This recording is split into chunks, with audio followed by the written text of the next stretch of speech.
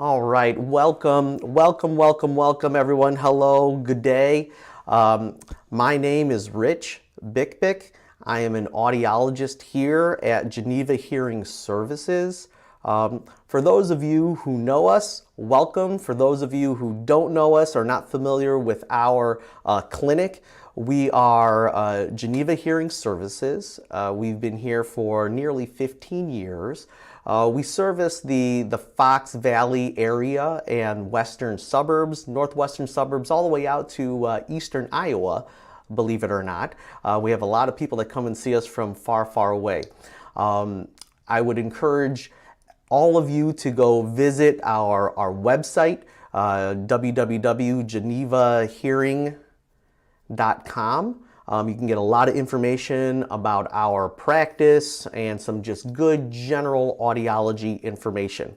Now, today I'm going to be signing this presentation. We have some people who would benefit from myself signing. Now, I'm not a certified interpreter, so I'll do the best that I can. This video is going to be recorded and we're going to post it on YouTube later, and that video will have full captionings. Okay, so make sure you check out our YouTube channel. Just type in Geneva Hearing Services into the YouTube search box, and our videos will show up. Okay, so today we're going to be talking about some new technologies that have been developed and some that have been around in a while. And I want to bring some clarity because these are going to be words and terms that will be showing up in the near future. Okay, so OTCs and PSAPs, what are they? Okay, so let's get into that. Now, today we're going to go over a little bit of the history. Why is there a need for these technologies? Why are they being developed? What exactly is an OTC? What exactly is a PSAP? What technologies describe them and what do they do? And then lastly, we're going to review all the other kinds of wearable technology people have on their ears. I think that there's a lot of choices and it can be really confusing. I know for myself, and I'm the professional, it's really confusing because there's a lot of different options. Okay, so let's begin thinking about how many Americans have hearing loss. How many do you think? Do you think it's A, 1.5 million people, B, 8 million people, C, 17 million people, or D, 28.5 million people? How many Americans do you think have hearing loss? If you guessed D, 28.5 million Americans have hearing loss. Okay, so when we think about why are they developing technologies like what we're going to talk about today, I can give you 28.5 million reasons why. That's a lot of people. And did you know of those 28.5 million people, only 3.65 million Americans actually have hearing aids?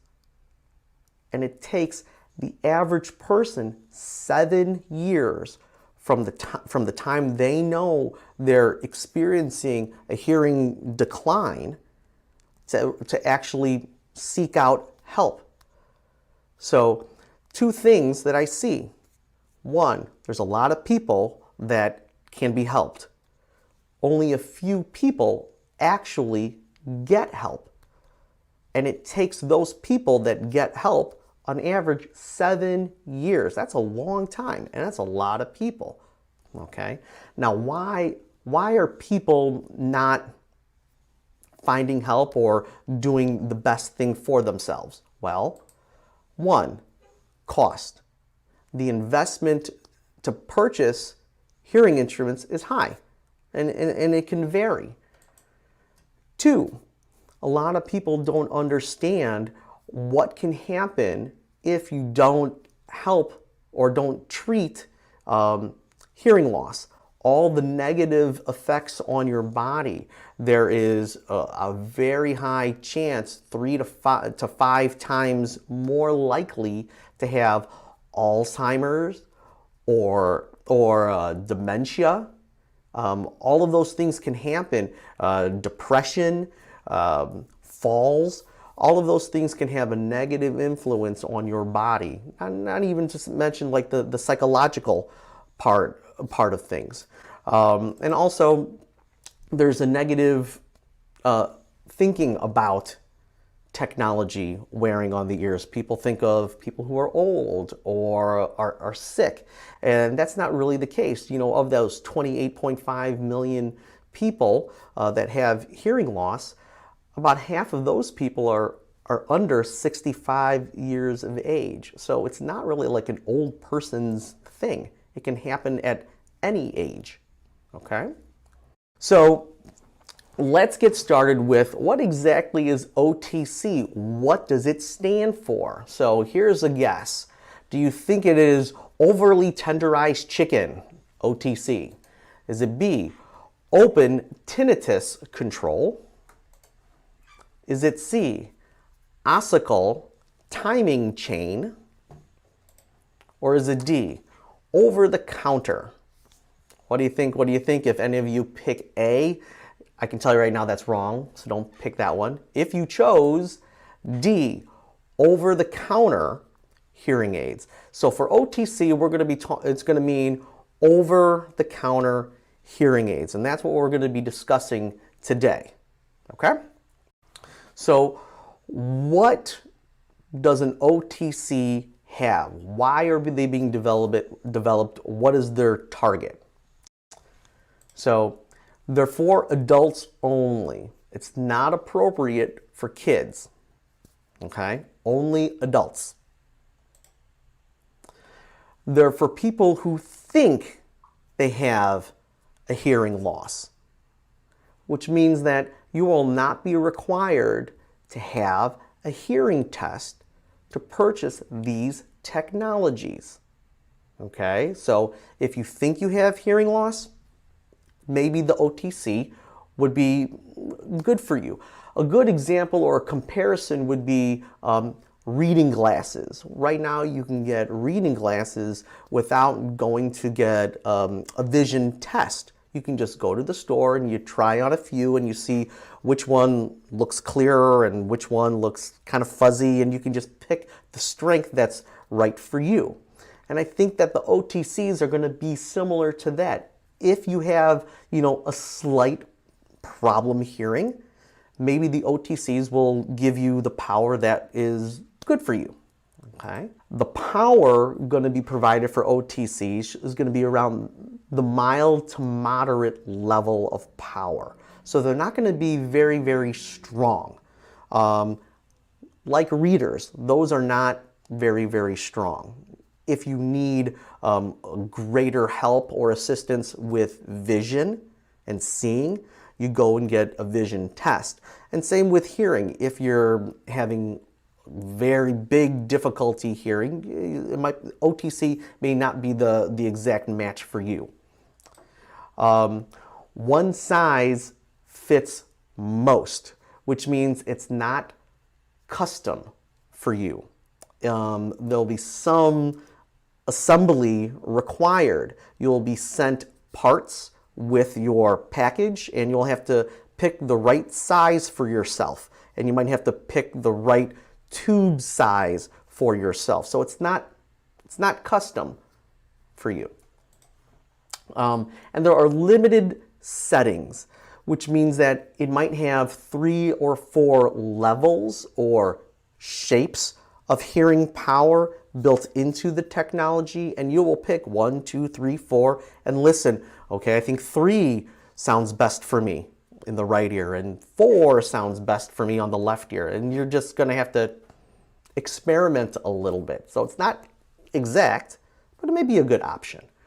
And lastly, there is limited or no professional support. You don't have an audiologist like myself to help you with it. There may be a phone number, there may be like an email where you can kind of chat questions and get help that way, but there's really going to be limited support. All right. Now, here's some examples of what some OTCs they may look like, and they look like hearing aids. Some of them may even look like earbuds, like for a phone, but they're not custom. You can see that they have little domes that sit on top there to help you keep them in your ears. Okay. Now, what are the good things about OTC? What are some of the maybe the bad things about OTC? Well, one, cost. The entry cost for OTCs is going to be lower compared to traditional hearing aids. Okay, but the higher level OTCs are going to be the same, if not more expensive than hearing aids. So you got to be careful. Okay.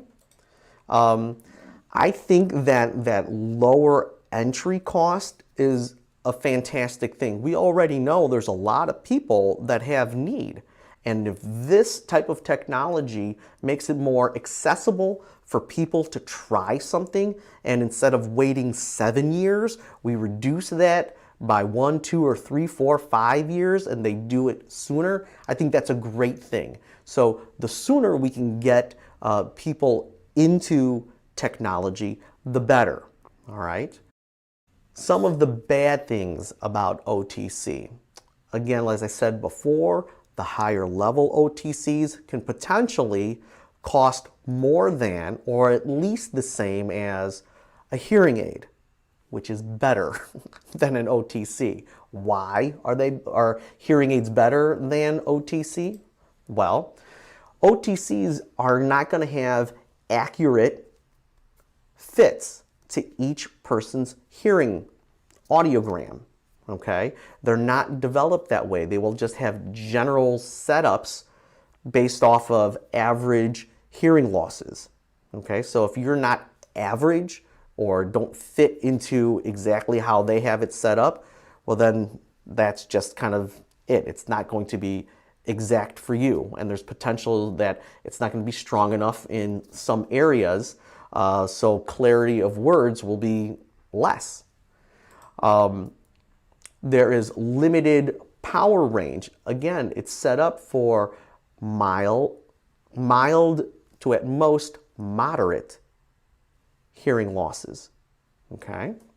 And they have limited or no support, as we talked about before. So if something breaks, if you have questions, or if there is a problem, you have to depend on yourself to fix it.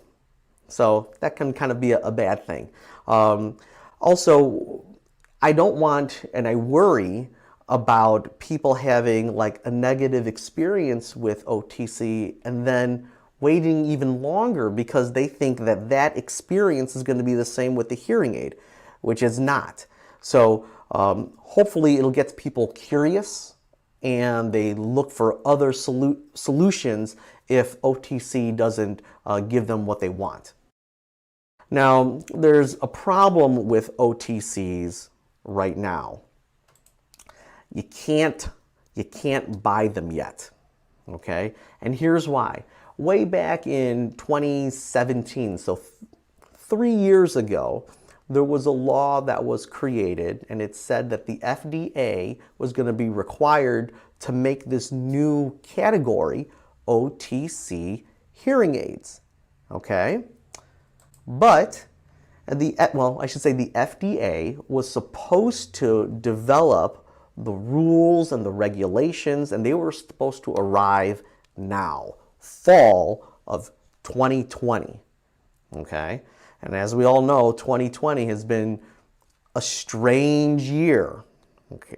So there's been no movement in developing the guidance for OTCs yet. And the guidance is supposed to go, the rules are supposed to start in the spring of 2021. next year, the springtime. Now, what are those rules supposed to include? They're supposed to include like the power ranges and the sizes of the instruments, the labeling on the package so it's clear and you understand what you're getting, the adjustment parts of the technology. And again, they don't want technologies to get onto the market that could potentially hurt someone's hearing. So that's why it's really important to have the regulations and it's clearly labeled and marked so people who are buying them understand exactly what they're getting and is it appropriate for them. Okay, so we're kind of waiting on the FDA to get clarity on OTCs. You can't get them yet, but we're hopeful. All right, so let's move on and transition to the next technology on our schedule. PSAP. PSAP. What does it stand for? Does it mean A, prime sound always please? Does it mean personal sound acting port? C, pitch sound wave app for phones? Or D, personal sound amplification product? Take a read of all of those. What is your guess? If you picked D, personal sound amplification product, PSAP, that is what PSAP stands for. Okay.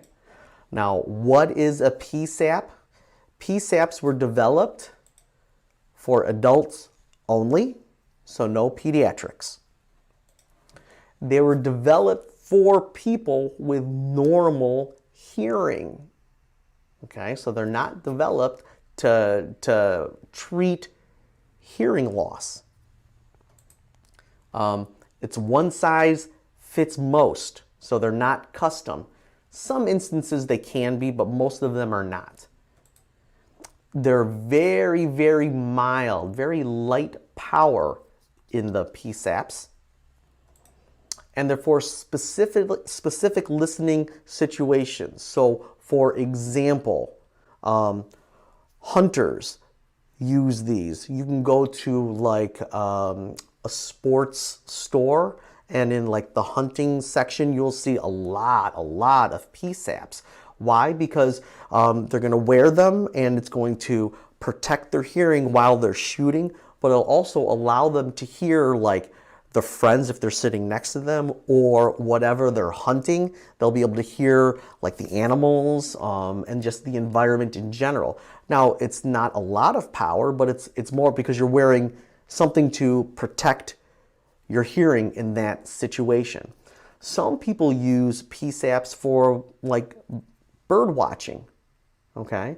And I've seen other people use the PSAP for lectures, and they just need a little bit of help hearing the teacher and things like that. So those are some specific situations. Again, it's not for people who have hearing loss.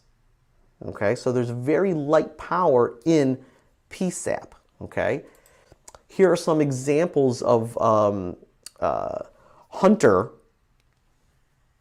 PSAPs.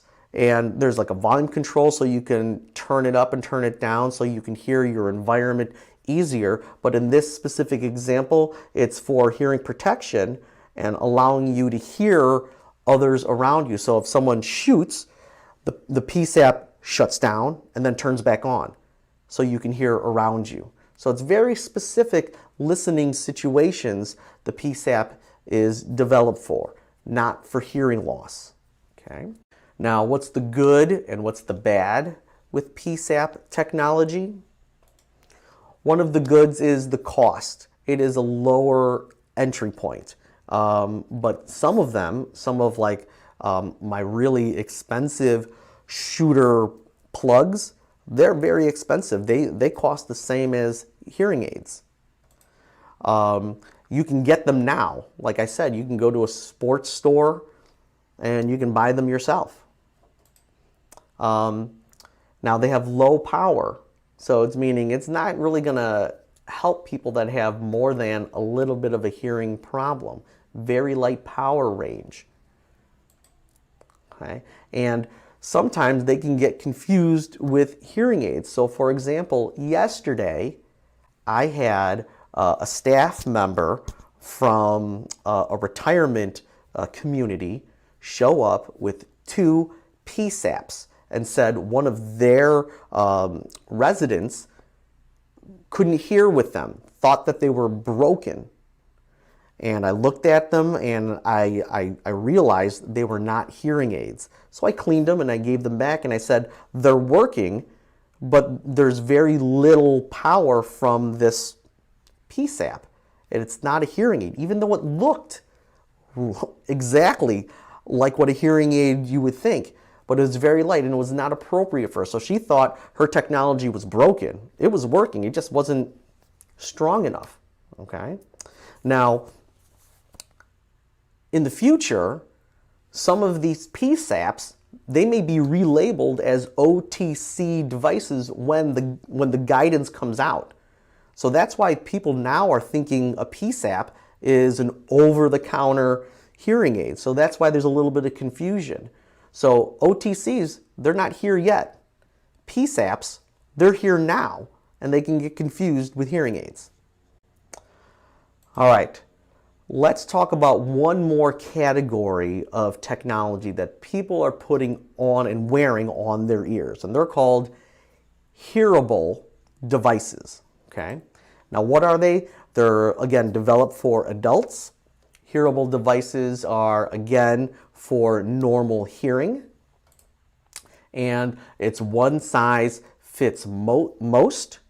Now, why do they have these?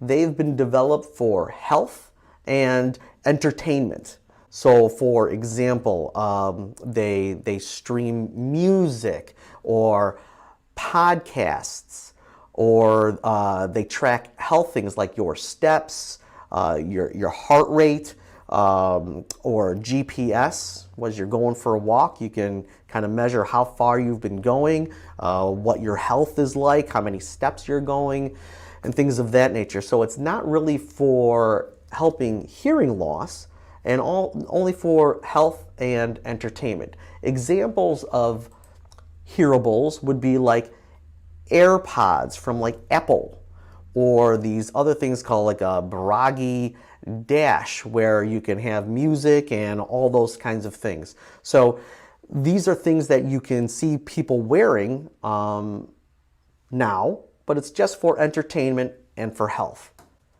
Okay. The last thing that I want to talk about are hearing aids. That's what most people are familiar with, and we're just going to review it really, really quick. So hearing aids, they're developed for adults and for pediatrics. They're right for all ages. There's a hearing test is required to get hearing aids. They are customized and they're specific for each person. They are individualized for the right ear and for the left ear.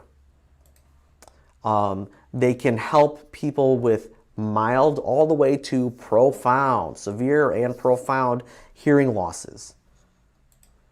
They are customized in fit, so the wires, the molds, everything is custom to the individual and the individual's ear. And they're professionally supported. You get an audiologist like us, and we will help you fix any issue. But more importantly is the counseling. I think understanding how your technology is working, what is normal, what is not normal, when is there an actual problem.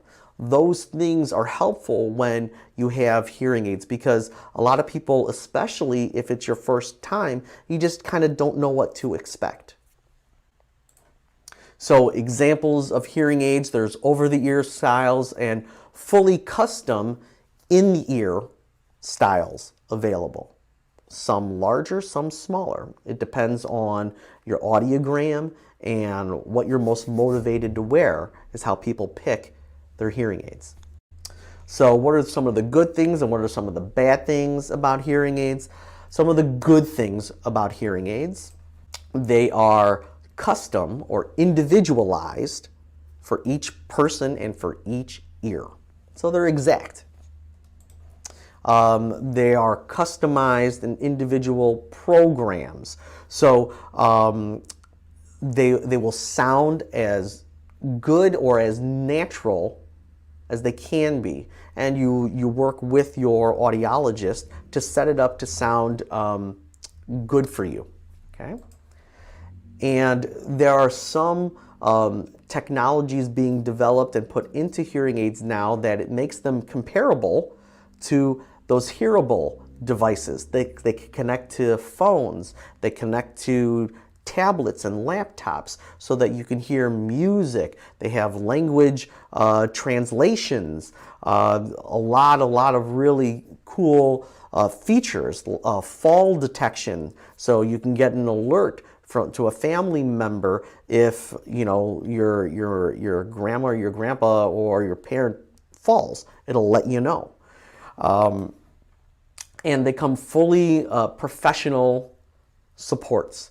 So all those things are really good about hearing instruments. Some of the bad, it's the cost. Okay, so I think that's a big barrier for a lot of people is the cost. You get a lot of things with it, but it's still a cost and an investment. So let's wrap up everything. We've talked about a lot of different things. So let's bring some clarity and just kind of review everything that we've talked about. All right. So hearing instruments, why are they developed? To treat hearing loss. That's why they're developed. Okay. So yes, and they provide power from very mild to severe and profound hearing losses. They are appropriate for adults and they are appropriate for kids. Okay. OTC hearing aids. They are developed for people who think they might have hearing loss. So for OTCs, it's not required to have a hearing test. Okay? They are for people who have a mild to a moderate hearing issue or problem. Again, we're waiting on the FDA to give clarity on the rules of how these are going to be developed. So OTCs are not available yet. Okay? They are appropriate and will be developed for adults. They are not going to be for kids. Okay? PSAPs, why were they developed? They were developed for specific listening situation. Again, hunters, people who are watching birds, or just have a light lecture that they just need a little bit of help because they do provide power, very light amount of power. But right now they're not developed, or the goal is not to have or fix hearing loss. That's not the goal of PSAP. Are they for adults? Yes, they're for adults. Are they for pediatrics? No. No, no, no, no. Okay? Hearables. They are developed for health and entertainment. Are they designed for hearing loss? No. Are they developed for adults? Yes. For kids? They're not developed for kids, but kids use them anyway. I'm sure I have kids and they all use AirPods to listen to their music and talk on the phone and blah, blah, blah, blah, blah. So they weren't developed for pediatrics, but I've seen pediatrics using them for sure. So you can see there are a ton of different technologies that people are wearing on their ears, ranging from traditional hearing aids to things that are not hearing aids but look very similar to hearing aids. And you can see that they all have different purposes, why they were developed. Okay? And we're still waiting on OTCs. What are they going to look like? What exactly are they going to do? We were expecting them to be here now, or at least be developing the language of what power levels and adjustments that you can do for those. So hopefully in 2021, next year, we will get more information about OTCs and we can do a follow-up educational seminar to give you information, okay? And that's really the end of our class. If we have any questions, I would be happy to share any answers. But I would encourage you to, again, visit our website, www.genevahearing.com, and our YouTube channel. This video will be posted later with captions. Okay. I do have a question from someone who was asking who sponsored the law back in 2017.